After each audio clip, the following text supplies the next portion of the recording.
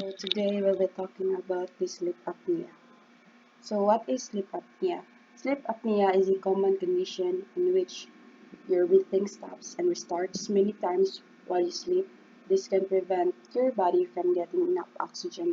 And there are two types of sleep apnea. So first is the obstructive sleep apnea.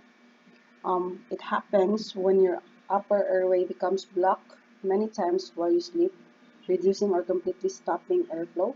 This is the most common type of sleep apnea, and anything that could narrow your airway, such as obesity, large tonsils, or changes in your hormone levels, can increase your risk for obstructive sleep apnea. And the other types of sleep apnea is the central sleep apnea. It happens when your brain does not send the signals needed to breathe. So health conditions that affect how your brain controls your airway and chest muscles can cause central sleep apnea. So to understand how sleep apnea works, it helps to know a little bit about the human sleep cycle. So sleep happens in multiple stages. So in stage 1, which is the light sleep, this is a short stage that begins right after you fall asleep. It accounts for about 5% of your total sleep time. In stage 2, the deeper sleep, this stage is deeper and makes up about 45% to 50% of all time you spend sleeping. This number goes up as you get older. And stage 3, which is the slow wave sleep, this is the deepest sleep stage, making up about 25% of the time you spend sleeping. This number goes down with age. It is very hard to wake someone up in stage 3 sleep, and waking up directly from it usually causes sleep inertia, which is a state of mental fog and slow thinking. For us, so many is like sleepwalking and sleep talking happen in this stage. Then the last one is the REM sleep, or REM. So REM stands for rapid eye movement. So this stage is when you dream. When a person is in REM sleep, you can see their eyes moving beneath their eyelids. So when you fall asleep, you typically enter in stage 1 and then move into a cycle between stages 2 and 3.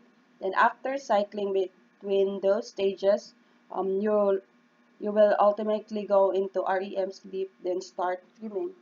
Then after the first REM cycle, you start a new cycle and go back into stage 1 or 2.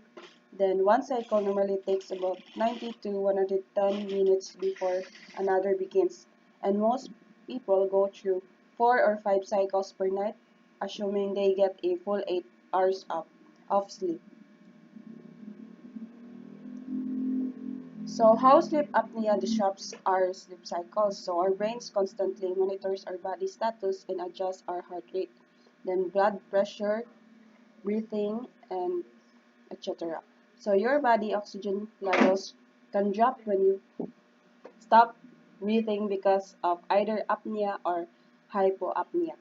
So apnea, this is when you stop breathing while asleep or you have almost no airflow. It combines the Greek word roots a, which means not, and apnea, which refers to breathing. So you combine it, it means breathless. Hypoapnea, this combines Greek word roots hypo and apnea. The root hypo means low or under. So combining these root words means under breathing or low breathing, which means you aren't breathing enough to maintain oxygen levels in your body. So our brain reacts to blood oxygen drops, so from either apnea or hypoapnea, by triggering a fail-safe like reflex, waking us up enough for us to breathe again. So once we resume to breathing, our brain will automatically tries to resume our sleep cycles. So the more severe our sleep apnea is, the more often we'll see these interruptions happens. So the apnea and hypoapnea index, or AHI, it is the average hourly number of apnea or hypoapnea events. So these times when a person stops breathing. So the AHI is the main factor for determining the severity of sleep apnea. So the severity is as follows. First is mild sleep apnea. So this level means a person has an AHI between 5 and 15. That means they have between 5 and 15 apnea or hypopnea events per hour. However, healthcare providers also consider symptoms at this level. So if you don't have other symptoms, they may consider it severe enough to treat. Next is moderate sleep apnea. So people with moderate sleep apnea have between 15 and 29 events per hour. That means a person who sleeps um, 8 hours stops breathing and or wakes up between 120 to 239 times. Then people with severe sleep apnea wake up 30 or more times in an hour. That means they stop breathing and or wake up 240 times or more during a full 8 hours of sleep. So obstructive events which are very short-lived can affect any stage of sleep. They are most common in stage 1, stage 2, and REM sleep. So that's why it's common for people to not remember apnea events, which means they may not know they have a problem until the symptoms are noticeable. And central events are most common in stages 1 and 2 of sleep, but it can occur during any stage. So moving on to symptoms, sleep apnea has many symptoms, but some of which are easier to spot than others. So the symptoms include first is the feeling tired or even exhausted when waking up. So even after a full night's sleep, people with sleep apnea commonly feel extremely tired. Then next is the daytime sleepiness. So in more severe cases, this can cause drowsiness during driving, working, or other activities. And then snoring. This is a common feature with sleep apnea, but it is not something that happens in all cases. So you can also have sleep apnea without snoring at all. Then mood changes because depression and anxiety are common symptoms of sleep apnea. The next is disruptions in brain function. So this can include memory loss, trouble concentrating, or other brain-related issues.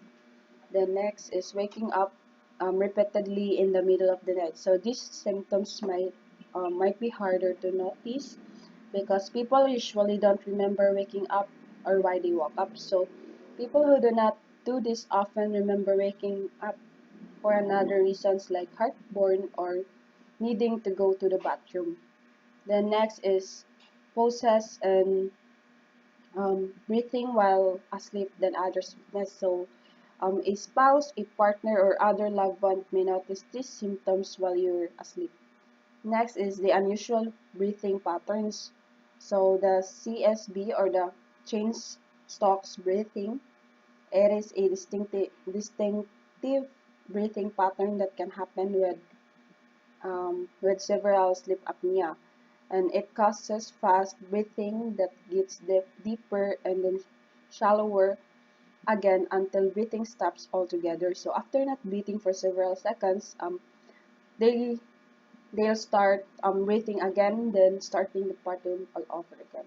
Next is then insomnia, night sweats and feeling restlessness at night, sexual dysfunction, and waking up feeling short or breathe or like you are choking, then headaches especially when waking up. So that's all. Thank you.